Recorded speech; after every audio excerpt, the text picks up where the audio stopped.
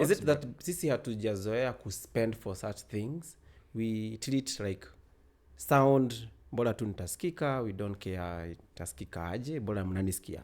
Because even also, apart from even having good microphones, you find that even when you have those good microphones, another problem you experience is poor mic techniques. And when you try to tell them this is not how to use a microphone, not many people will take attention but to that. What is our exposure?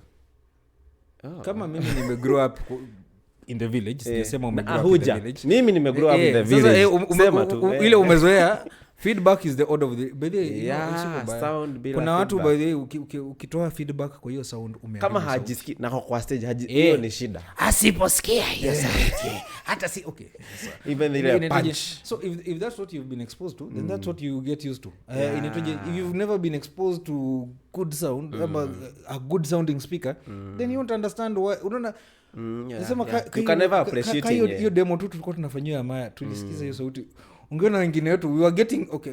That's where you see men getting emotional just because of hearing music that it's not that new music, ni ile sauti tu amezoea kusikia, but na realize but hiyo ngoma iko na hiyo kitu hapo hatujaisikia.